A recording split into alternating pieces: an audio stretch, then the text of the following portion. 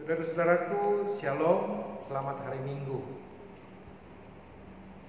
Bersama kita hidup dalam persekutuan dengan Tuhan melalui perenungan firman Tuhan yang pada hari Minggu ke-6 sesudah Paskah ini didasarkan dari 1 Korintus pasal 11 ayat 17 hingga ayatnya yang ke-23.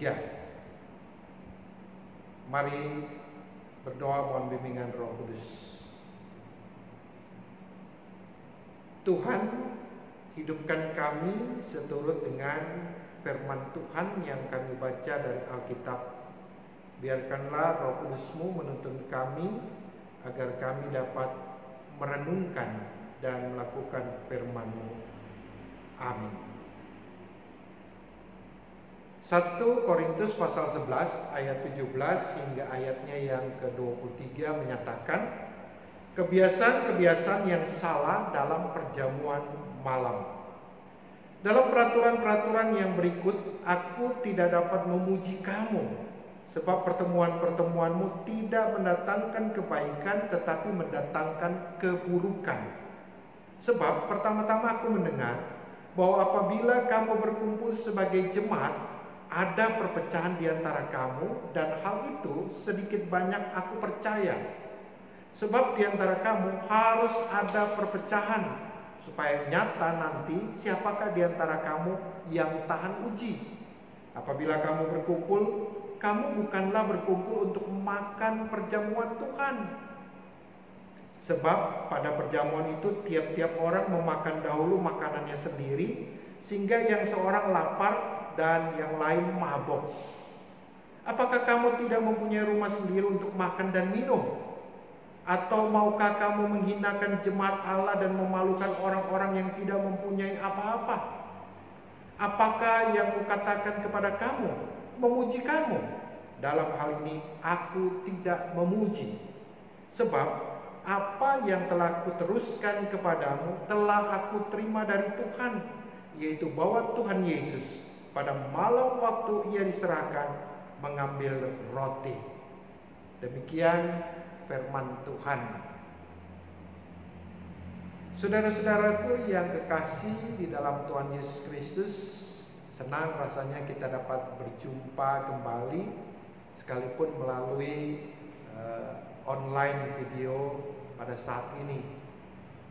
Saudara-saudara, surat Rasul Paulus yang dikirimkan kepada jemaat Korintus yang sudah dilayaninya selama 18 bulan ini dikirimkan dari Efesus ketika ia mengadakan perjalanan ketiga untuk pekabaran Injilnya.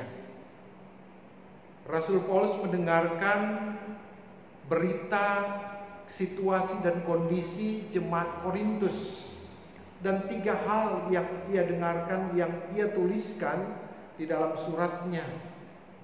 Pertama, Rasul Paulus mensinyalir ancaman-ancaman perpecahan, yaitu perpecahan karena pengkultusan,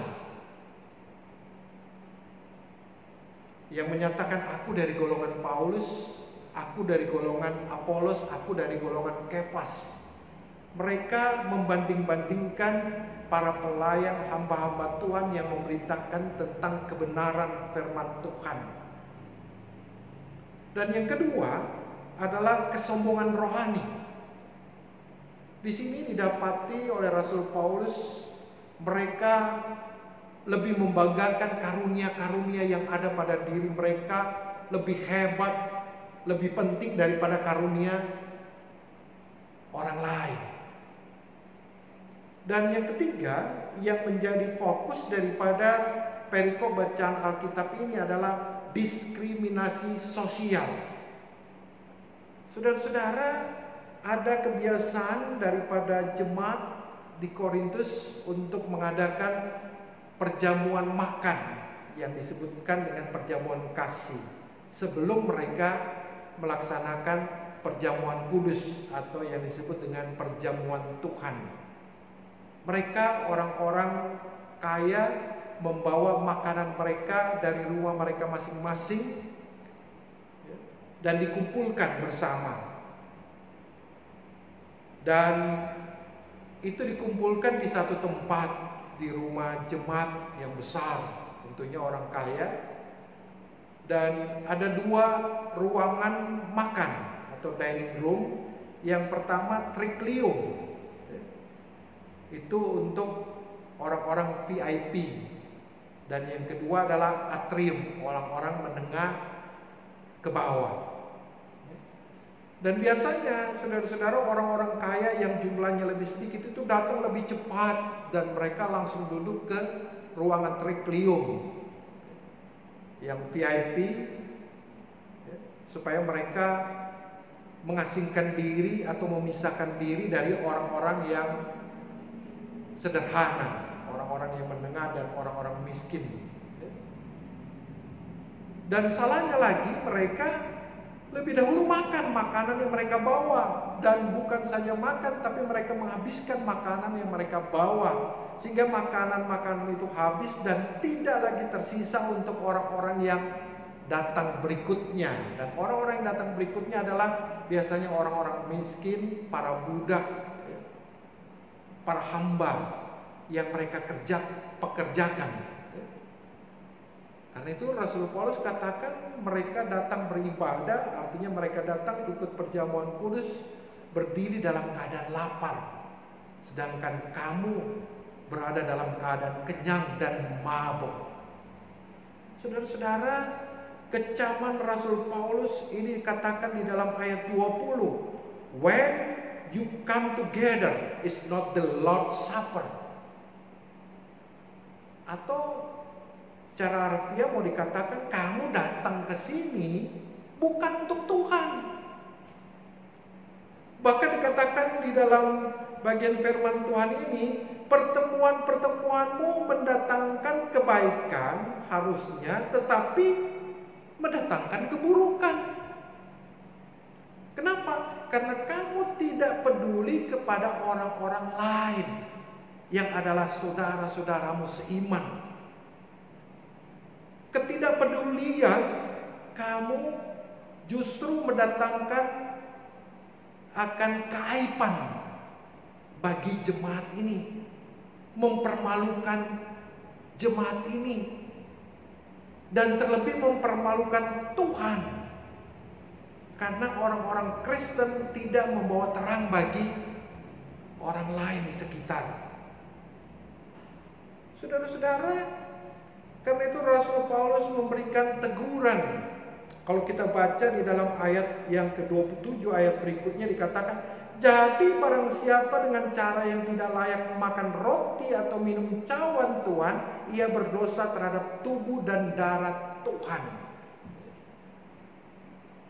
Jadi kalau mereka melakukan kebiasaan-kebiasaan yang tidak peduli kepada orang lain, mengenyangkan diri sendiri, bahkan mabuk, mereka tidak layak untuk masuk di dalam perjamuan Tuhan. Karena apa yang diadakan oleh mereka sebagai perjamuan makan, perjamuan kasih, bukan lagi perjamuan kasih.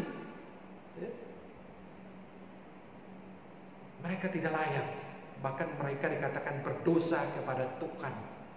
Dan yang kedua, di dalam ayat 28 dikatakan, karena itu hendaklah tiap-tiap orang memuji dirinya sendiri, baru sesudah itu ia makan roti dan minum dari cawan itu. Karena barang siapa makan dan minum tanpa mengakui tubuh Tuhan, ia mendatangkan hukuman atas dirinya. Harus memuji diri. Kita tidak makan puji, kita mengatakan bahwa diri kita tidak berdosa. Tidak. Justru orang yang mengatakan dirinya tidak berdosa, dia menipu dirinya sendiri. Dan ia tidak layak di hadapan Tuhan. Tapi kita yang orang-orang berdosa ini datang kepada Tuhan, beribadah kepada Tuhan. Kita mengakui dosa-dosa kita. Kita memuliakan Tuhan dan merendahkan diri kita. Karena tidak ada sesuatu pun yang kita banggakan dalam hidup kita. Saudara-saudara, firman Tuhan hari ini mau menyampaikan kepada kita, marilah kita melakukan pembaharuan komitmen dengan Kristus. Sekali lagi, melakukan reformasi dalam peribadatan kita, dalam perjumpaan kita dengan Tuhan. Kepentingan Kristus dan kepentingan orang lain harusnya lebih utama daripada diri kita sendiri. Kenapa? Karena kita, orang-orang yang berdosa ini telah ditebus dengan tubuh dan darah Kristus. Jadi apapun yang kita miliki menjadi bagian daripada persembahan kita kepada Tuhan. Saudara-saudara, ketika saudara-saudara datang pergi ke gereja, ada perjamuan makan, kita membawa makanan kita dari rumah masing-masing, ya, itu makanan kita olah, ya, enak, ya, sehat, kita bawa ke gereja. Dan ketika sudah di gereja, itu bukan makanan kita lagi, sudah makanan kita bersama. Dan kedua, ketika kita datang ke gereja, kita mempersiapkan uang persembahan kita di rumah, dari dompet kita, dari tabungan kita, dan lain sebagainya. Itu uang kita. Tetapi ketika kita masuk ke dalam gereja ini, sudah hidup dalam persekutuan dengan Tuhan, maka itu bukan milik kita lagi, tetapi jadi milik Kristus. Itu keutamaan Kristus. Tidak ada sesuatu pun yang dapat kita banggakan dari hidup kita. Yang kedua, Bapak Ibu Saudara-saudara, kepentingan orang lain.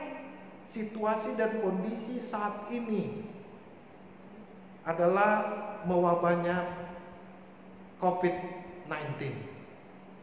Seharusnya dalam situasi seperti ini kita tidak mementingkan diri kita sendiri. Tapi mari kita lihat orang lain di luar sana, mulai dari jemaat kita, bahwa mereka membutuhkan sesuatu karena pekerjaan mereka terhambat, penghasilan mereka juga berkurang. Mari dalam kepedulian kasih kita melakukan hal-hal yang terbaik, dan bukan untuk kita, tetapi untuk hormat dan kemuliaan nama Tuhan. Sikap inilah yang harus kita lakukan di dalam kehidupan bergereja kita. Pembaharuan komitmen bahwa kita berada bersama-sama dengan Kristus secara vertikal dan secara horizontal bersama-sama dengan jemaat. Tuhan tetap mengingat akan pengorbanan. Tuhan tetap mengingat akan kepedulian kita kepada orang lain, dan Dia tidak akan mengurangi berkat dalam hidup kita. Shalom. Amin. Mari kita berdoa. Tuhan memberkati kami di dalam peribadatan kami, dalam komitmen kami kepadamu ya Tuhan, untuk berbagi apa yang kami miliki kepada orang-orang lain, mulai dari saudara-saudara seiman kami. Tapi Engkau berkati juga mereka yang berada di dalam kekurangan, khususnya dalam situasi kondisi pandemi COVID-19 ini ya Tuhan.